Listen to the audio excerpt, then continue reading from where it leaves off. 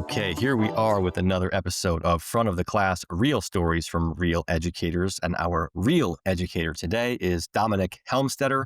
Dominic, to those in the educational world, how do you introduce yourself? What do you teach? Uh, Where do you teach? How long have you been doing it? Like, how do you like to describe what you do to others in the know? yeah, well, hey, first, thanks for letting me join you here, Spencer. I'm excited. This is the highlight of my day. Dominic Helmstetter, I've been teaching for 18 years now. I am currently at Perrysburg High School. That's a suburb of Toledo, Ohio. If you're trying to look for some geography there, I'm a ninth grade government teacher. I've taught social studies across the board, but this year I've got ninth grade government. So that's I guess a little bit about me. I love learning. I love learning with my students. I love integrating any kind of technology or any kind of tools that make learning fun. So if I had to describe myself, that's the focus for me. There's so many. First, I love it when there's an introduction where there's so many interesting threads that we can walk down. We can talk technology. We can talk nerding out on government and history. We can talk ninth grade versus. Actually, here's where I'd love to start, though. You mentioned your ninth grade government right now. Can you help us understand? Have you always? Has it always been high school? Have you bounced around different Yeah. grades? And have you always taught government? What else have you taught? Just give us a little bit more of So the yeah, so this is my fifth year doing government. perfect. I've taught my licensure is 7 to 12, so I've taught all those grades. Before I started teaching what I'm teaching right now, I taught A Push, which was I think my favorite class of all time. And then I moved to a different building. So I different assignment. And I've taught seventh and eighth grade history, so junior high, which is fun and exciting and goofy. And those kids are so unapologetically honest with you. I've had a chance to teach seven, eight, nine, and then uh, when I started off, I taught 10, 11, 12. So I've had a chance to bounce around a little bit. I've done a little adjunct work on the side and a lot of consulting with universities and districts around here. So I've worked with a lot of teachers as well. And it's just, like I said, I'm serious. I love learning. I love talking about learning. And this is just, it's fun. Well, can you help us understand a little bit all that moving around, seventh all the way to ninth, AP history, government? Like, Yeah. uh, are some of those, for someone out there who might be thinking, oh, maybe if I teach, I might be stuck teaching the exact same thing every single day for 30 years, and I want a little more variety in life. You've obviously had some variety in this experience. Can Yeah. you share a little bit about those bouncing around middle, high school, different subjects? Is that coming from you? Is that coming from the school? Is that coming from both? Like, how can you help us navigate maybe a couple of those twists and turns along the way of how did you go Yeah. from apish to government, and how have you navigated those changes and why? No, that's a great question. I think at the beginning of my career, it definitely came from the school. They were Yep. like, "Hey, this is what we need." And at one point, I was teaching five different preps, and that can really stretch you thin because it's a lot of changes. Later on, it was more of a choice. So when I was teaching junior high, I had the choice. Because someone left, I had the choice to add AP US history. So that was something that I really wanted to do because for me, it'd be a tremendous challenge. I mean, it's just, it is every bit of college as you can imagine, but we're still in high school. So I, it's something I'd never done. I'd done honors, but I wanted a push. And so I asked and I sought it out.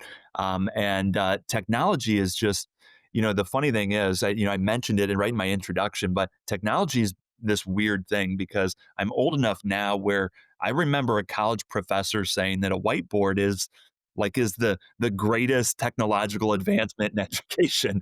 And it's a little different now with all of the things and AI, and but technology is something that I wasn't taught to teach with.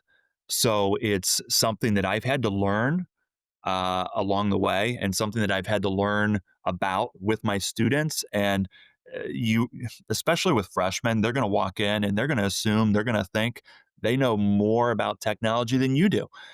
So you got to make sure that you're fully prepared for what's going to walk in that door, and you're going to have all different levels of tech, technology skills, but you got to be ready for all of them. But getting back to your question, like right now, I'm at a point where I can choose, and I think it's a lot of fun. I love the younger grades, those middle school grades, just because you can be goofy, you can laugh, and that's a rule in my classroom. I'm serious. I expect us to laugh or smile at least once every single day. So if I'm not seeing a smile from someone or a laugh from someone, I've got some work to do. So just from a vibe standpoint, a culture standpoint, that's an absolute expectation. And uh, we're young enough and they keep me young that we can just do that, and it's not a problem. When you get to a push, a little bit more serious. Yeah, yeah. The Yep. content, you've got to have quality depth of knowledge with the content, and it's less about the instructional strategies, more about the content, and on some days. So you got to be prepared for that, because there's definitely a difference. Yeah, wide ranging. And I do want to highlight that point you made of early in the career, sometimes these different grades, different subjects are maybe coming from the school. Yeah. But when you prove yourself, you do those things well later in your career, once you're known, you're trusted, your people are, you're doing a good job. The school knows you're doing a good job. Yeah. Then you can start to say, oh, there's an opening in AP US history. I want to teach that. Yeah. And you might be the first one to go get it because you've proven yourself. So I just want to highlight that for maybe younger folks out there. Sometimes you don't always get the dream job right away. You gotta do the ones that the school needs you to do, but usually there's a give and take. Do those well, and later you can probably get the ones that you really like. And I think it's important to remember too is when you start off and you get that first full-time job, that's the first time you're really alone in a classroom with a group of kids, and you're responsible for a lot. And you've got to do a lot, because teaching isn't just what do you know, it's how are you connecting with those kids and developing relationships with those kids. How are you managing the needs and the things that they come into class with? Because in some cases, that 50 minutes with you is the best 50 minutes of their day.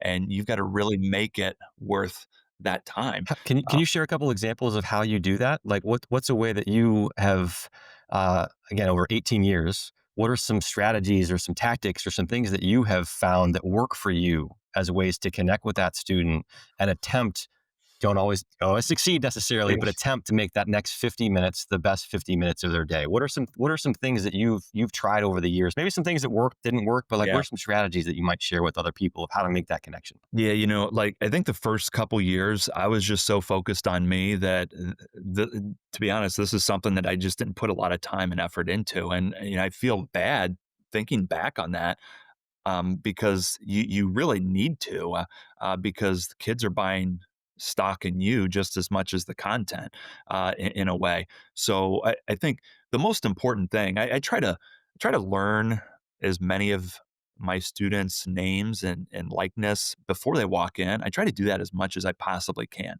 and when you've got 150 kids walking in, that can be really challenging, especially if you are in high school. So freshmen, they change a lot from eighth grade to freshman year. So some kids will walk in and they look absolutely nothing like their picture.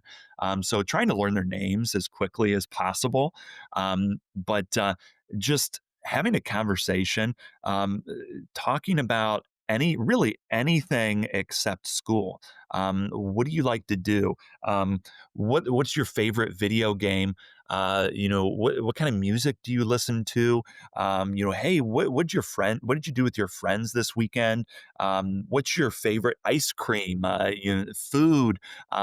Any little thing that makes them special, And makes them and unique, and makes them different. I want to try to figure that out and find And out. curious on that note, is that something you like dedicate some time to in the first day, the first week? Is that something that every week, maybe going forward as you're teaching a full year of class, is it like Tuesday for the first 10 minutes we're getting into some of that personal stuff before the lessons. Like, is there a structured Yeah. way that you try to fold that into the daily, weekly lessons the first day, the first week? Like, how do you do that? You just let it happen organically, let the day just feels like no one's paying attention today, like we're going to go personal. Like, how do you actually go about doing that? So I think I believe you have to be very intentional. You can't just hope it happens.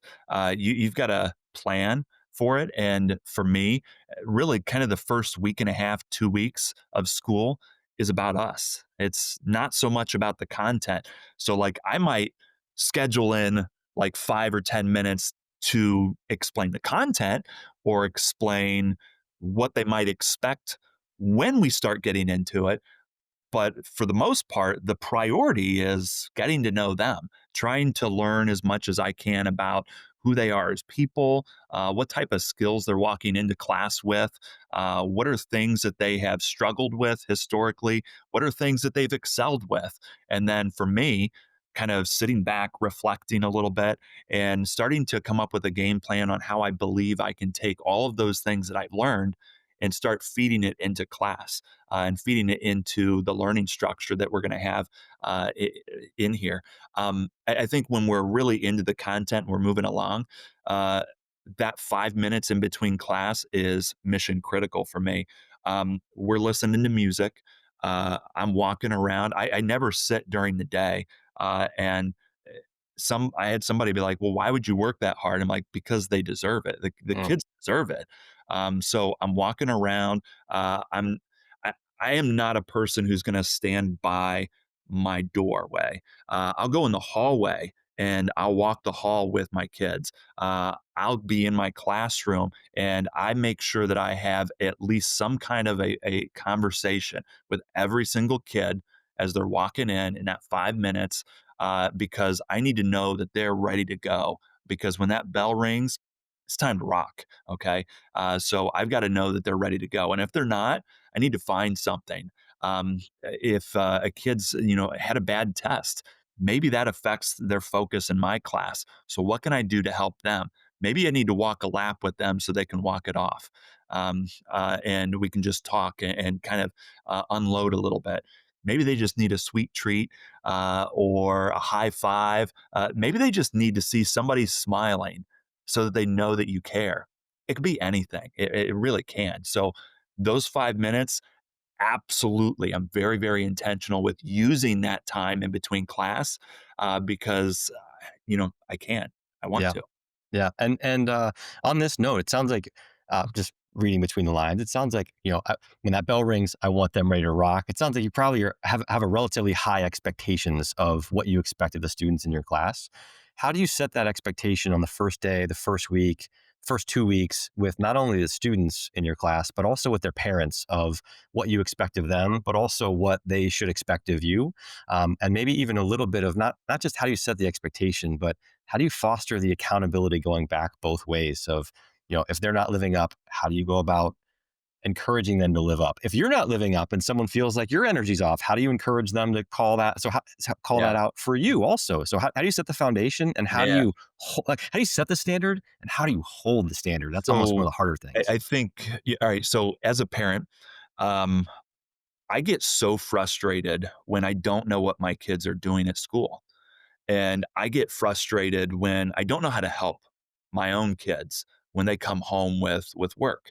So the number one thing that I'll start with is I connect and communicate with parents. So at least a week before school ever begins, most of the schedules are locked in. So I'm already emailing parents individually. I'm emailing parents as a collective, and I continue that throughout the year. So I email my parents every single week, Sunday at 5 p.m. on the dot. They know to Every expect it single week through the whole every school single year, you're through sending the whole week. is this like a generic to all 30? Is this Yeah. an individualized? Like, how are you Um, approaching that?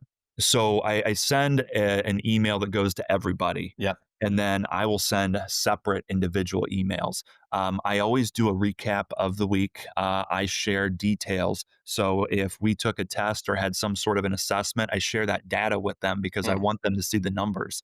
And we chart that in class as well. We've got a giant leaderboard on our whiteboard, and each class we chart our data as a group so that students see as a class we're modeling this type of goal setting, and then they're going to do it individually as well. And again, parents know that they're going to have those individual goals and those individual data sets that students are keeping track of, but also our class wide ones. So I'll share out the class wide ones and share observations and trends that I'm seeing from them in class and things that I really want to focus on the next week or the upcoming week. I'll give them strategies to help them, things that I think could help them be impactful at home. Whether it's just, hey, just spend 5 minutes and ask these two questions. Maybe it's something just that simple, but I want to empower my parents to be part of our learning, be part of our class.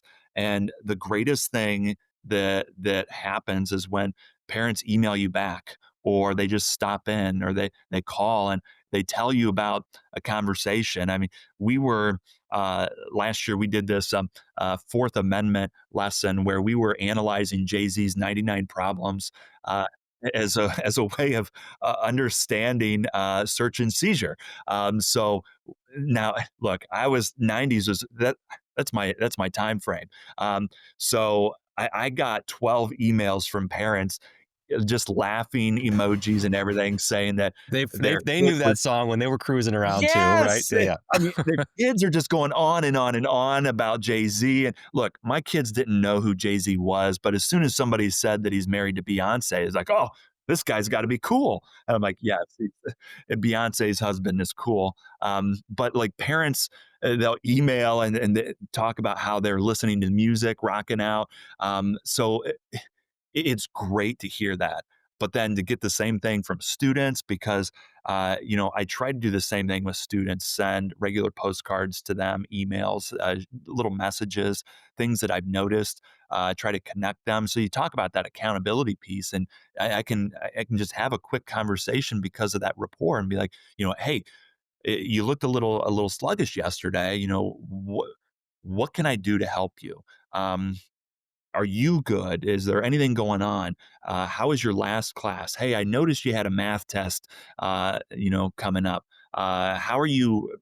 Are you prepared for that? Are you ready for that? It doesn't have to be just social studies because all these things are interconnected, and I just got to be aware of that. And I encourage my students to communicate with me too. In fact, I always tell them, and we do this at least once every quarter. Uh, I tell them, hey, look, I give you guys grades. I assess you. It's only fair that you get a grade me. So I give them an evaluation of my teaching, and tell them to give me their honest feedback on where we're going and how we're doing. What Can did you can you like? What did you can you not like? share maybe some of the most impactful things that you've heard on some of those assessments back to you, either good or bad? Yeah. So, I think the cool thing is they're like, hey, I just wanted to let you know that Miley Cyrus is not the greatest musician in America, and of course I dispute that. "Party in the USA," one of the greatest songs ever. I named my daughter Miley, so I think there's enough evidence here to prove that they're going to lose the debate. So they give me that in my evaluation. Um, it's I love stuff like that where it's a comment on the relationship that we've got together, Yeah. Yeah. and to me, that's great feedback. It's great data that says, okay, I've been able to connect in a meaningful way with music, with movies, with whatever in these areas. That's great. And listening to them talk about sharing what we've done in class, not just with their parents, but starting to share it with their other teachers, and their teachers coming up to me and asking, those are other things that to me I know I've connected. Last year I had a parent email me shortly after we did one of these evaluations, and they just commented and said they thought that was really cool. I'm like, all right, this is great. And they're like, If you're wondering what kind of an impact that you've had, I promise you you've had a huge impact." And they described in detail a conversation that her son was having on Xbox with their friends Mm. about how I think they were playing Halo, and how these were First Amendment violations and different Bill of Rights violations, and they were explaining why it is and what it is. And she's like, when they're playing video games and And having an in-depth conversation about the Bill of Rights, you're doing that's something right. So that y- that's that's just that's those are got to be things that that's a great it's feeling. meaningful. Yeah, that's hugely meaningful. Curious that Yeah, actually, one quick comment and then one quick question. It's something like that, like, hey, I'm disputing Miley Cyrus is not the greatest artist of all time. Like, it's almost like the height of a good relationship when you can kind of talk trash and you know it's a joke and you know it's fun banter. It's like that's almost like the pinnacle. I know, That's like the right? pinnacle of a really good relationship, right? Like you're not going to talk trash to somebody that Got to smile, got to laugh. you Yeah. don't have a good rapport with. Yeah, yeah. Yeah. And then quick question, that hour or that email that you send every Sunday, just ballpark, like how long does that take you? Is that an hour? Is that 3 hours? Is that a half an hour? And what do you think is the ROI on that time? It seems like that's opening up all kinds of great dialogue. So if there's a teacher out there who's like, geez, an email to every student every Sunday, that sounds like a lot of work. How much work is it really? And what's the impact Yeah. that you see from that? So I I'll schedule my emails because every week is a little bit different. So one of the things that I kind of do on the side, I mentioned that I do a little consulting. So I work with other teachers and I mentor teachers that are in college, and I work with a couple local universities. But I also I broadcast high school and college football and basketball No, nice. because that's where my wife and my family are. That's where my students are. So that's another way for me to kind of get involved and get engaged. So I'll schedule my emails, but I'll spend about an hour writing one email that goes out to all of my parents because I wanted to have some real information in it. So I'll not only review, reflect, which is extremely valuable in the planning process. Um, I'll not only include those reflections in the email, but I also break down every single day and I outline what our essential goal is for that day, why it's important. I'll share resources, whether it's a link or part of an assignment, but I'll share resources for each day so that they're in front of them. I will tell them where their child can find these resources. And I know I don't have to say that to the kids because it becomes a routine on how it looks and where it's at. But for a parent, you don't think about Schoology, but maybe once a week, if that. So it's a nice reminder for them. But the other thing I'll also do is I'll preview content. So if I know we're going to get into something that can be, very personal, I'll email parents and include that in this 2, 3, 4 weeks in advance. And I'll just flat out say, hey, this is what I want to talk about in class. This is the approach that I would like to take. Here are the resources that I'd like to use in class, and these are the tools that I'm going to have your students, your kids engage with. I would like you to take a moment when you have it over the next week or two, look over it. And if you have any questions, if you have any concerns, or if you have any other resources that I could use to supplement or add, please let me know. So just including them in that planning process as well. So like this email it's got a lot to it, a lot of Yeah. layers to it. But I got to be honest, some of the best resources have come through these interactions. For example, again, the Bill of Rights. I asked if I just asked my parents, does anybody know a lawyer or a judge? And I had five parents respond. One of them said, "Look, my neighbor's a judge. You want me to walk over there right now and talk to him about coming in to your classroom?" Like, yeah. Incredible. Yeah. So we ended up having a panel. We had a judge, an attorney, and a city councilman all kind of come in and do this panel and talk about rights and things. And I got my little study buddy here. But some of those opportunities are possible because I try to make that connection Yeah. with the parents and with the kids, and it's fun, it's cool. Yeah, that's great. I love that, and then that allows for taking this, theoretical book learning, and let's compare that to the judge and the lawyer and the city council person, and Yeah, like let's talk about how this actually meets reality and how this thing really works. I think that's a really definitely. cool experience that probably wouldn't happen without you Yeah. asking, right? Sometimes you Yeah, just got to ask. um, definitely. I'd love to come back to technology a little bit, just because you hit on that earlier in your introduction. There's AI is, everyone's talking about AI in the classroom. What does it do? What does it mean for people's minds, et cetera? Could you share a little bit about your approach to maybe what is a technology, a top one or two that you have used in the classroom in the last year or two that you find a great benefit from, especially in teaching the classroom, maybe Yeah. energizing, gamification, whatever it is. Take that however you'd like to. What's a technology that you really liked, and maybe what's something that you're hoping to learn more about in this coming year, that maybe you're dabbling with or you're trying out. So what's working and what are you trying next? Yeah. So that's, I mean, it's a great question because technology, education technology is such an important piece. Most schools are one to one. So you need to be proficient. And if you're a new teacher, I strongly recommend that you become a certified Google educator. That's where I started. And it was a huge breakthrough for me because a lot of schools have Chromebooks. And that's a great way to get yourself familiarized with some of the day to day tools that kids are interacting with. Um, I think for me, the first tech tool that I would recommend anybody really dive into that I use daily.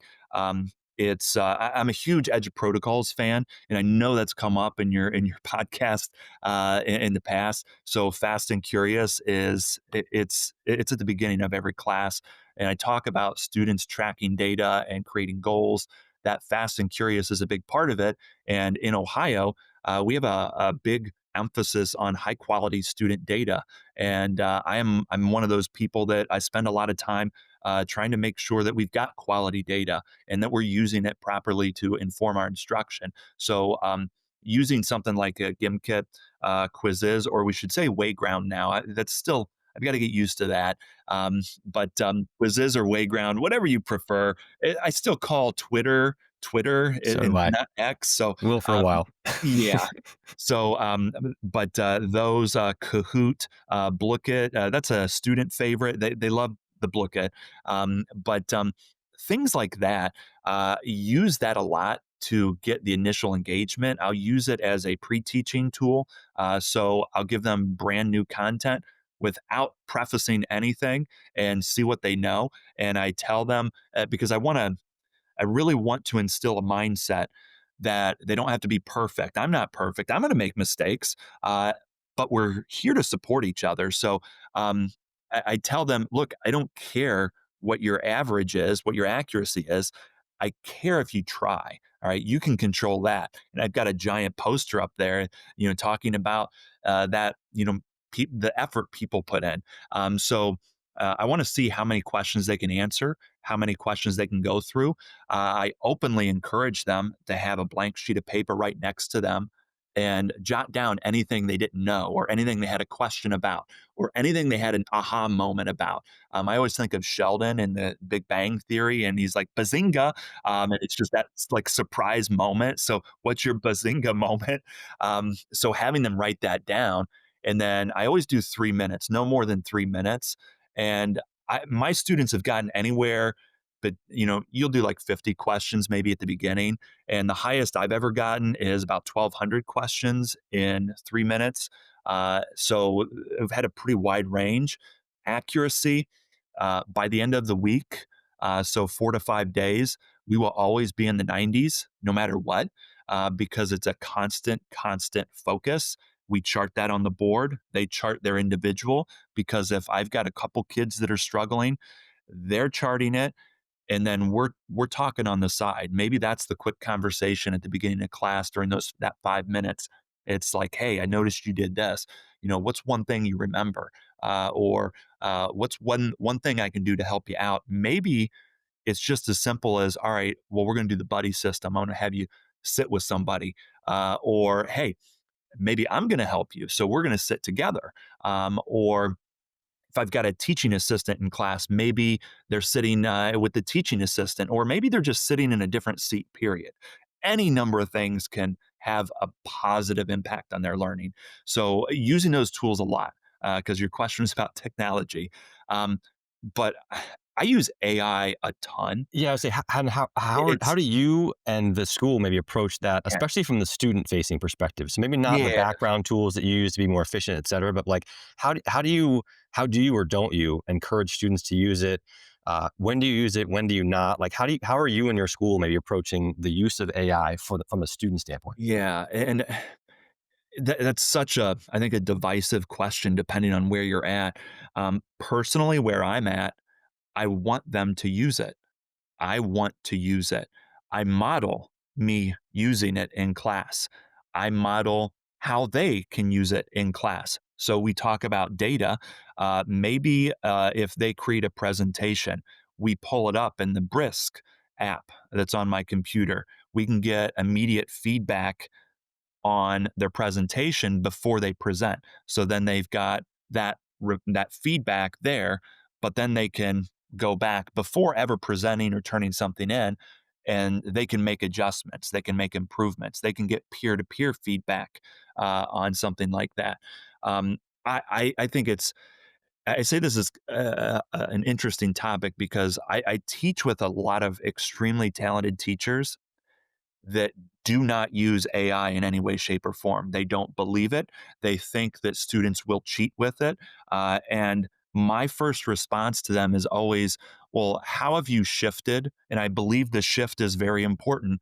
How have you shifted your instruction to match the change in education versus the way you used to do it? So if I'm in a social studies classroom and I'm asking my students to write a 5-page research paper, am I asking them to just go home and do it alone on their own? Well, then what is that modeling for them or showing them? It's a no guardrails approach, and I'm hoping that they come back with something that pleases me. Versus if I'm in class and I'm intentionally changing the way I teach, where maybe we create a stations activity out of this writing process, where they ask ChatGPT, give me 5 things about the Cold War that I can write on, and just a list to help brainstorm. Sometimes that's the hardest part for kids. They just don't know where to start. So maybe help them get kick started that way. And we could do that as a class so they could see it. But maybe some of the other stations are okay, write 5 sentences about that topic. First thing that comes to mind. And then the next station is they have to find a high quality resource on their own. And then they have to supplement or add to that 5 sentence paragraph that they just wrote. Maybe the third station is they take their writing and they plug it in to maybe it's a class companion. Or a short answer AI tool or ChatGPT or Brisk or Magic School, whatever your choice is. Maybe you take that writing sample and have them plug it into an AI bot to give them feedback. Now, of course, a lot of these tools, you can put the rubric in there. You can put the information in there. You can set the parameters so when the kids get their feedback, it's not going to be perfect. It will never be perfect. You still have to put a little into it. But the idea is they're going to get some trusted feedback, something that they can actually use, take back, reflect on, and then make a couple changes. And then maybe the fourth station of that is a one-on-one with the teacher where you check in and be like, okay, um, you've had a chance to reflect, to write. You've had a chance, maybe you create a buddy system for one of the stations where they get peer feedback. So you've had peer feedback, AI feedback. What's changed? Show me what's changed, and then you can talk about it. Well, why did you make that change? How's that going to help your writing as you continue going through it? Again, how did you shift and change the way you teach? That's what I challenge those teachers to consider, because if you provide no guardrails, if you do absolutely nothing to develop these skills, and they are skills that need to be mastered, I want my kids to be able to evaluate the work they've done with AI. I want my kids to be able to create new, amazing, cool things with AI.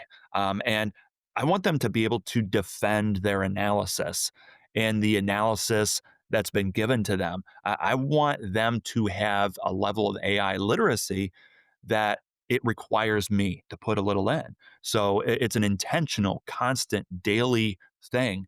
And I've had a chance to kind of present at a few different conferences on AI. And every time before I do it, I always tell my students what I'm doing, where I'm going, and but I include their work in it. So I have them evaluate my presentation, and I'm like, "Look, I'm going to share this with teachers. What do you guys think?" And they always harass me about why did I pick that example to share because they want they're like, "This was cool. You got to add this." And but again, that shift. How are we intentionally shifting the way we teach, the way we learn, the way we view instruction in our classrooms? That's that's a very important thing, and that's something that I try to challenge and support my colleagues with. I always like to try to make connections from very odd places. So there's an old '90s movie, Starship Troopers, and I just rewatched that one actually not too long ago. And there's a scene at the beginning where the teacher's asking, "What's the difference between a civilian and a citizen?" And someone raises their hand and answers, and the teacher's like, "Yes, perfect, exactly from the textbook," right? Yeah, But then he asks, "But do you believe it? Is it really true?" And then the student's like, "I don't know," right? And so that's where in this AI world, like someone can get an answer to something right away, but right. like you could there's just so many interesting ways to then No, like, do you believe it? Is that true? yeah, In what context might that answer be different? yeah, There's so many interesting ways that you can still play with that and challenge, so that I don't know. In my view, you can still try to have the intelligent conversation that learning and teaching is all about, even in an AI world where it's not cheating and giving them an answer, because you can still ask some of those Socratic questions to pull out, like, well, how do you really feel about that? Does that make sense? In what context might that not be the case? Um, I love to transition now over to some more rapid fire, kind of quick hitter questions as we kind of wrap up here. But one of those being, hey, 18 years in the classroom, you've already shared some proud moments, like teachers talking about how their son is playing Xbox and talking about the First Amendment with their friends, right? Like, but does anything really stand out to you as like a true, like, that's one of the proudest moments I've ever had in 18 years of teaching? Does anything come to the top for you of proudest moments that you love to share with the audience? yeah. So there's a lot of things that I'm really proud of. It's the personal notes that students give you. You know, those are things I've got a box in my classroom, and I keep all of that because it's meaningful to me. Um, I had a class last year that they loved a project we did, so they printed off the last slide. We were making political ads because it's an election year, so they somebody made a political ad to have me become president of the United States, which I didn't win, by the way. So, but somebody turned the banner at the end of the political ad into a flag, so it's hanging up in my classroom. Um, so that's, I mean, I've got stuff like that that very visual. That is, I'll just look at it and you smile Yeah, because it just you are where you want to be. But I would say the one thing that I'm most proud of is, and I'm just going to go back to that Jay Z song a little bit. I had a student stop me the very next day, and he's like, have you ever heard of Mob Deep?" And I'm like, "Yeah, of yes, course." And yes, no clue. And he's like, "Oh yeah." So we just started talking about Mob Deep, and he's like, I've got this song that I can't stop listening to called Temperature Rising." And he went on for 15 minutes describing how Temperature Rising is an example of the Bill of Rights and everything that we've been talking about and studying. And he said, "Hey, can we do something with this in class?" And I said, "Well, why don't we sit down and let's make a lesson together, and let's do this tomorrow." So we sat down and we created a lesson based on song that he was interested in, and we created a class challenge. And the winner of this class challenge, okay, I brought in Peeps.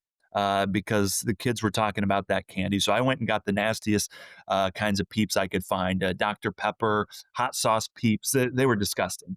Um, but I got Peeps, and then the winner also, in addition to candy, they went on our Wall of Fame. So they were immortalized on the Wall of Fame.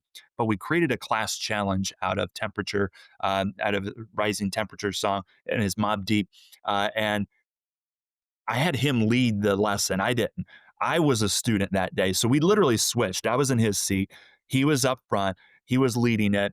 And what we did is we gave him lyrics. We created a rubric together to judge the work. Every group had 5 minutes, and they had to analyze the lyrics of this and be able to find and circle and annotate all the examples of the Bill of Rights that he was telling me about. And he had a success chart. So he made a list of things that he thought connected. And our list got up to about 42 different things in this song. So the groups, his goal was the groups are going to find as many of these 42 things as possible. And then we went through it, we graded it, and we gave everybody strategically a challenge. And So they could challenge the results of another group, but they had a limited number of them. So they had to be, again, very strategic, but they could challenge the results. So there's some friendly banter. But the whole point is this was a student created lesson Yeah. because he loved something that we were doing. And those are the things that I love the most, those moments. And made a connection, right? And made Yeah, and like a non-normal, non-obvious yeah, connection between this song he definitely. likes and these things you're learning. Was like, Yeah, actually, I think this ties that shows you like he's paying attention, right? correct. He's And it's he's just, he's thinking about this beyond just the yeah, 45 minutes in class. it's real, authentic learning. Yeah.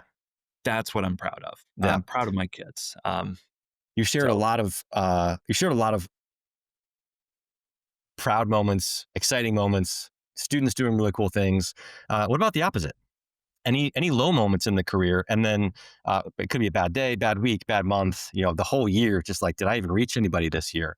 So any low moments, and then ultimately for others who might be experiencing those, like how do you bounce back? How do you keep going? Like how do you turn it around the next day or the next yeah, week when you're experiencing one of those lows? Because we all have them. uh, I mean, uh, you're going to have something. It could be a comment. It could just be a look. It could be someone's attitude. It could be anything that kind of just sucks the life out of you at any particular moment and drags you down a little bit. But um, I'm a huge Ted Lasso fan. So season 4, the filming right now. I'm very excited. But he says, which animal has the shortest memory? A goldfish. And so I just try to keep that goldfish mentality when those type of things happen, because the kids that I have are amazing. I love every single one of them, and I genuinely, truly care about every single one of them. I know they don't mean it. And it's just part of growing up and just part of being young and figuring out life for yourself. And guess what? Being a teenager isn't easy, okay? Because one day you're talking up here, and the next day you're talking down here, and it's any little thing. My son, he's grown 5 inches in the last year, so we had to go out and buy him a whole new wardrobe because nothing fit. He was walking around with things that are way too small. And it's hard to be in that world, and especially social media as well. So I genuinely believe it is not personal, and that I can't take it personal. Um, I need to listen. I need to learn. I need to reflect. That's a really important thing. It's something whenever I have student teachers come in, that's the first thing that I tell them. Like, hey, what are we supposed to do? I always tell them, number one thing, we need to reflect daily, because that's how you're going to learn. That's how I learn. Um, you need to be engaged, and you cannot lecture. This is a no lecture zone, because I don't want them to get comfortable with just standing and giving information to kids and allowing them to passively accept it. I want them to be involved. I want them to be engaged. I want them to get used to having those conversations because they can have the greatest impact through those conversations and understanding your depth of knowledge and weaving that into those conversations. So for me, I constantly remind myself and reflect on that. And it's just, it's worked well for me. Again, some days are harder than others, but it's still, I care about them. I want them to know that I care about them no matter what. And that's how I do it. Yeah, perfect. And a couple more real quick ones for you. Did you get your master's? And if so, when in these 18 years did you get it? Why then? And what did that unlock for you? Yeah, so I've got two master's degrees. I've got a, master's in curriculum and instruction, and then I've got a master's in education leadership. I've got both of those. The Obviously the instruction is a very big interest for me. Um, Education leadership also an interest for me. It's a goal that I have long term for myself, but I can't take myself out of the classroom right now. I'm enjoying it. I'm having fun, so it's just not the right time.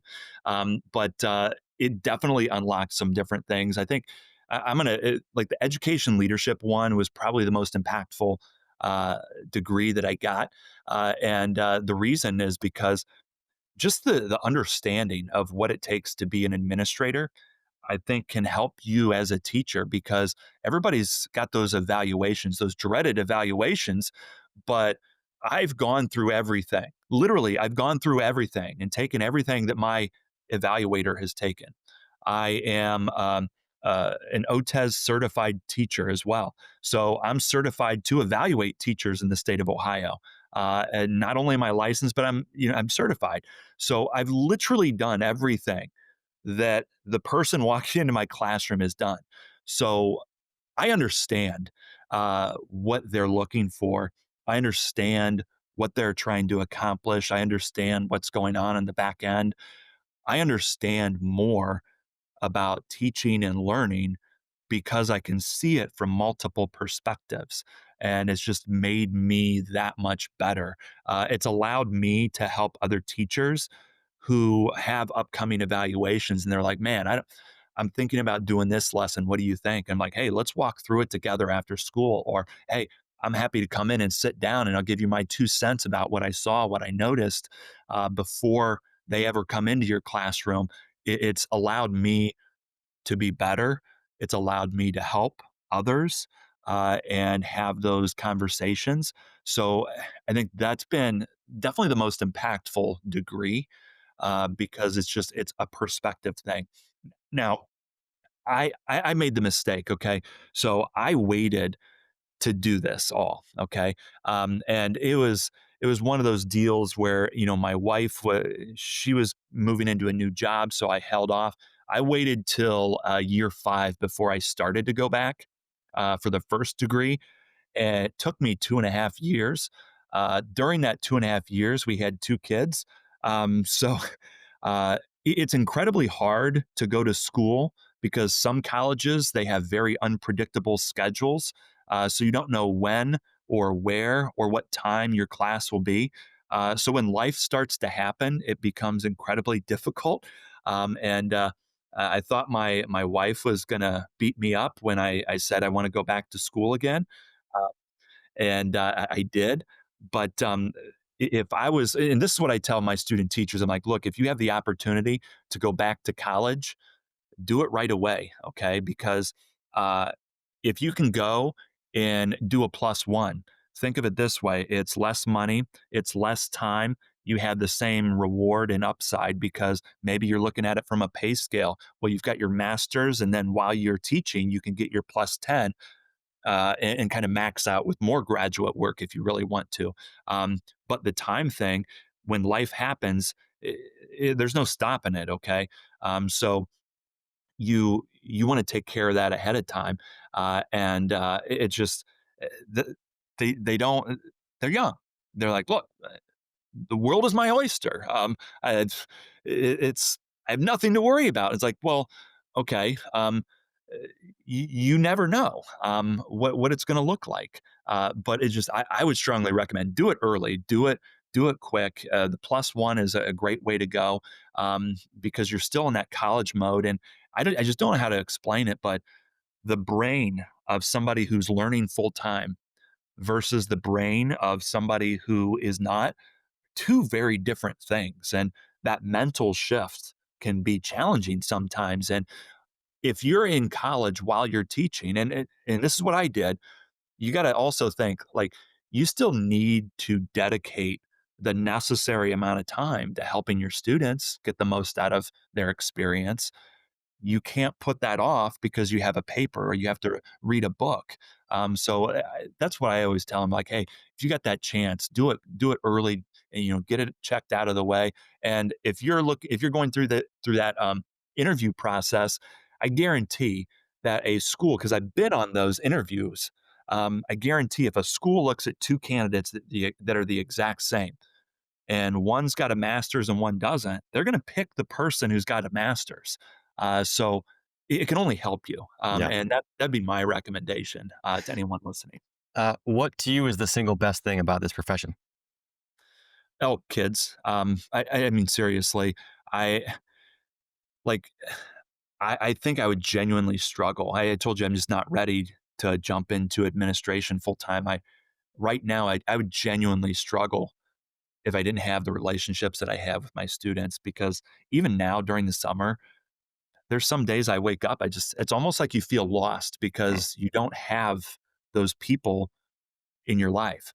And when you get the occasional email, I mean, that's the best thing ever, because it's like you're back to school, and that first day back, being able to see your old students and how they've changed and grown and evolved and getting to catch up is just awesome. And you can't stop smiling during those moments. So it's just those kids. It's all about them. And what's the worst or the hardest thing about this profession, or the number one thing that you wish you could change, if anything?